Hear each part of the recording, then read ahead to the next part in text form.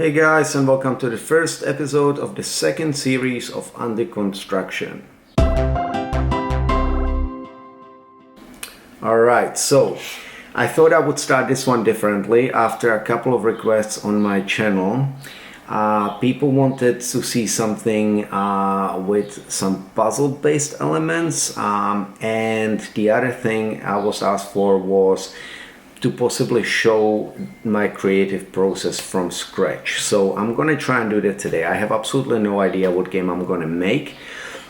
Now I'm just gonna show you what I've got. I've got just a cheap book with white pages, a couple of pens in case one stops working, which often happens, and some research material. So I've got one of my favorite books that I always refer to. I got this from a secondhand store a long time ago. A big book of puzzle games. Well, puzzles, not really games. Well, it says brain games, but they're puzzles. And this one here, more of a kid's one. It's got cool illustrations. Now, funny thing with these things is that I can look at a picture over and over again, and it inspires different things on different days. Sometimes you look through a book and you see absolutely nothing pops up in your head, whatever. On another day, that completely changes and you get plenty of ideas. So I'm not too sure again what I'm gonna make, so I'm just gonna change the angle here and I'll show you guys looking through the book. That way you guys can see sort of what I'm looking at and what I'm thinking. So this is a puzzle book I've had around for a while. I got it on Waiheke a long time ago, and I really like the way it's the puzzles it's got inside, and just it's different to the stuff you get today. It's a little bit out of the box, out of the square, whatever you say, thinking outside the square. There's a lot of rebus puzzles and things along those lines. So if you see, that's a lot of the stuff I'm talking about. A lot of word games, copying pictures. Not really sure that's the type of thing I want to make for this one, but I'm just giving you guys a quick example of, you know, the stuff that I look through when I look for some puzzles and stuff. Now, yeah, the thing is that with the game that I'm going to be making currently, I really need it to be something that both has limited resources, because I don't want to bore you guys with making graphics because it's going to take a long time. And number two, it needs to be something that's kind of replayable, and it's not level based. So if I make something that's level based, then what happens is I'd basically just be recreating different puzzles, and what happens is that the logic stays the same, and you're only really changing resources or a few lines of code, but that doesn't really make a good tutorial in my opinion. I think if I can show you guys a main mechanic and then you guys can change it to suit you. Now here is a maze. Now I've wanted to make something with a maze for a while, so maybe that would be a good thing to focus on, because that seems to be popping out at me. Now we could add a few puzzle type things inside a maze. We could have yeah, I'm actually already thinking, all right, I think I've got my idea, because things just started suddenly popping up, and I'll talk to you about what they are. All right, looking at this book, having seen the picture of the maze, suddenly gave me the idea of making something along the lines of being trapped in a maze, possibly a little bit Dungeons and Dragons style, you know, like maybe you're a treasure hunter, maybe there could be a couple of enemies that you've got to avoid. There could be some puzzle elements, keys and doors, and maybe it could be something like go inside. You have a minute to collect as much, maybe a little bit more, collect as much treasure as you can and get back out. And there could be a bunch of treasures hidden inside the maze. And if you don't make it out by the time the timer's down or, you know, out, then you get trapped. So you can have a good ending Or so you could have something like, if you get trapped, it just says you're doomed, you're not getting out of here. If you don't collect any treasure, it can say something like you wasted your effort. So it can give you different endings. And if you do collect some treasure, it can tell you, it could say funny things like you managed to buy yourself a Ferrari. I don't know.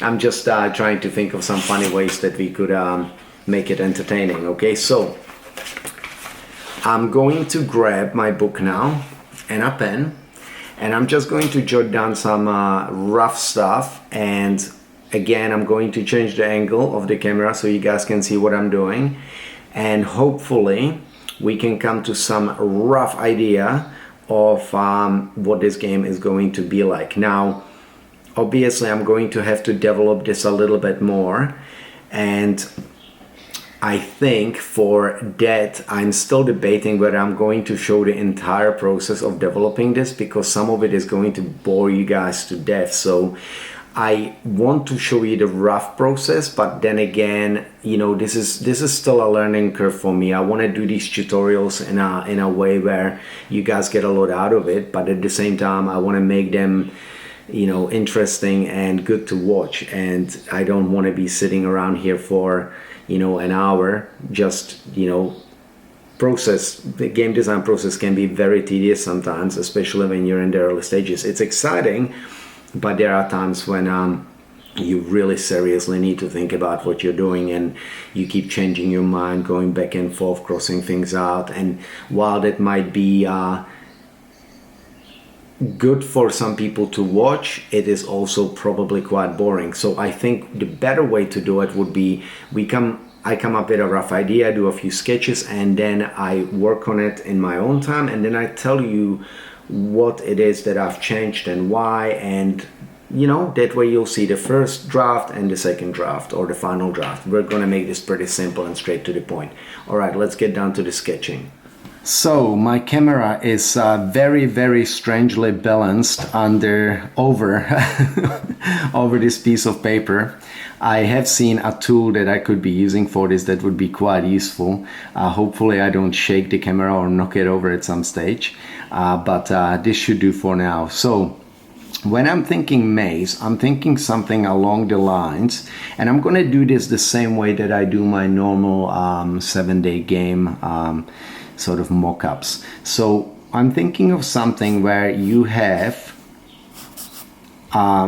room, okay, with possibly and I've done a similar thing like this in one of my click play games. I remember in the past you could have a few exits, and I mean, this could be 4, this could be I could make 8. We could make it a diamond shaped maze, and you could have 8 exits. They could be clickable. So these are doors, by the way. Okay. Now, in some cases, these might be closed or locked. Let's say at the top here we could have a minimap, and this could be maybe 5 by 5. And over here it could show you where you are. So let's say this might be the entrance. Okay, so it shows you you're there. And here you might be able to see some doors that lead to other places. So that could work. Obviously, since this is how it would work, you need to make sure that we are masking this area here, so we only ever see that one room. And when it scrolls, this is the only visible area, so it'll just scroll to another room. So if you go that way, you won't see anything over here. This is all masked with black. Maybe we could put some designs on here, like bricks or something. That would be quite cool. Now, if I do it this way, that would mean that we could either have a character that's in the middle. Okay, so let's make this a little, I don't know why I made the character look like a cat, but okay, we'll go with that. Cat maze, there you go. Now we could have a character that's in the middle, and we could control with swipes. I think that would be a really nice way of doing it, because it would work on mobiles. Obviously on PC you could You could use the arrow keys, or change the control scheme to whatever you like. We could let the player do that too, but again, I'm trying to make these in as few events as possible. So my ultimate aim is to have these games done in a way that everybody can try them and try making them. So when I make the graphics for this one, for example, I'm going to try and use possibly Gravit Designer to do the graphics. That way you guys can, even if you don't own a vector program, you can give it a go. Same with Construct. If I use the 20 events, and I might have to reconsider and ask people to register for Construct. That way you get 50. It doesn't cost you anything. You just have to put your name down, and that way you get more events. So we'll see how this game evolves, and if it does require more, then we might have to do that. I know I managed to get Odd Bunnies in 20 events, but it was quite difficult. So what we could do is swipes, okay? And basically the character could just move to the next room. And now, if this is how it would work, it would also be quite interesting to possibly, we're not going to be, if I'm going to be moving to another room, so let's just switch pages here. Okay. Now, if I'm going to be moving from one room to the next, so let's see, these are two different rooms, okay? This is the door, okay? And if I've got my character here, and I move into this room, okay? Obviously it scrolls, character can like hop up and down or something. When the character gets inside the other room, that would mean that I can't start with any enemies here, because she could, don't know, we might make this a little cat girl. I don't know yet. Could be a princess, anything, we'll see. Might make it interesting. Yet to decide. Now, when the character moves into the other room, then we would could possibly walk over an enemy or something. So what we need to do is, when the character arrives in the room, we could spawn some enemies, maybe one, maybe two, and they could sort of pop up or fade in or something around the player. They could be goblins. My goblins look the same as my cat. Let's give them teeth like that. There you go. Goblins look the same as the cat. I just give them teeth. And they could sort of try and move towards the player, something along those lines. Now, they could, for example, in this case, have different colors. So we could have, like I like working with the RGBY, red, green, blue, yellow, something that's quite vivid, and you straight away know what it is. Saying that, these two for me can be quite challenging sometimes, because I am a little bit colorblind. So when I pick a red and a green, it's not always what other people would pick. It's the ones that I can see.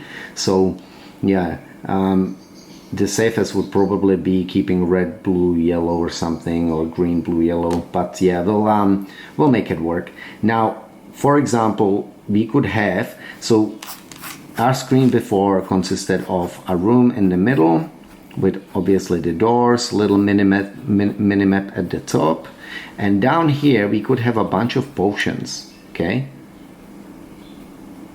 And they could be different colors, so that could be R, G, B, Y. Now, when you move into the room and you see these characters moving towards you, one of them could start moving first, then the other, then the other, and then the other, and so on. And so what you need to do is, you need to tap the correct potion with the correct color, so match the enemy to the color, to defeat that enemy. And so let's say if red starts moving first, you gotta tap red. If green starts moving next, you gotta tap green, and so on until you defeat all the enemies. Now it could be luck based, so it could be 50-50.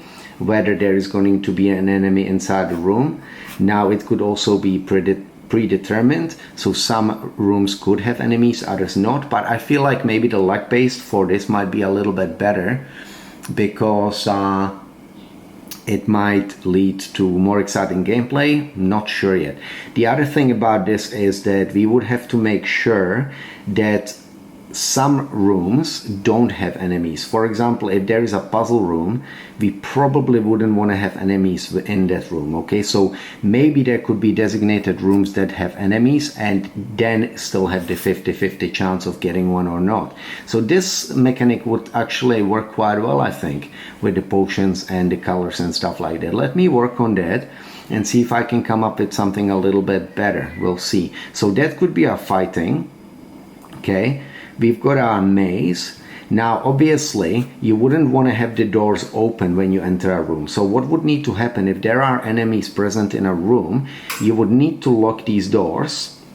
So as soon as you enter a room, the doors close. If enemies are present, you've got to defeat them, and then as soon as you defeat the enemies, the doors open again. Okay, now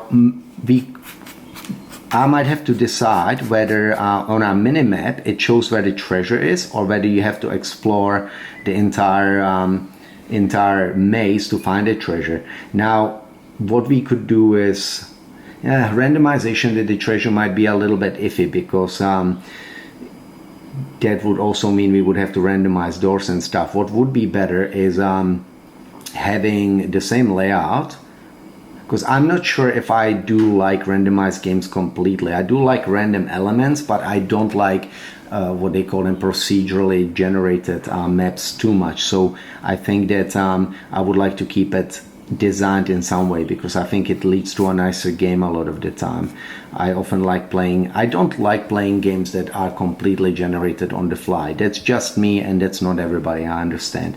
But yeah, so we'll decide where the treasure is going to lie, whether it's going to be random or partially random. Partially random is always good. So for example, if you start here, we could make it random in the way that the treasure could be in one of the corners, you know, things like that. We'll see. This is just me throwing around ideas. But so we've got the treasure hunting, we've got the potions, and the last thing we might need is either a timer or something along the lines telling you how long before the maze shuts down. Now what you need to do is either basically be at the exit before the maze shuts down, and whether you've collected treasure or not, that's up to you. So you can take your time, or you can leave with nothing, you can leave with 1 gold coin, or you can get trapped. That would be the final scenarios.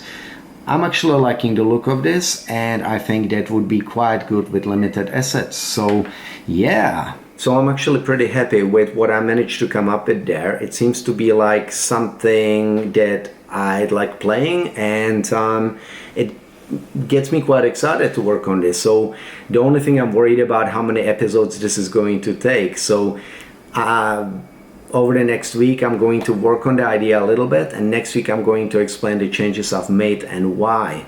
Hopefully you guys found this episode enjoyable. It's quite a long one, a little bit different from the last ones, I guess. Maybe they were around 20 minutes, so it's not too bad. But yeah, let me know what you think, and yeah, any questions, etc., check them down below. I will see you guys next week.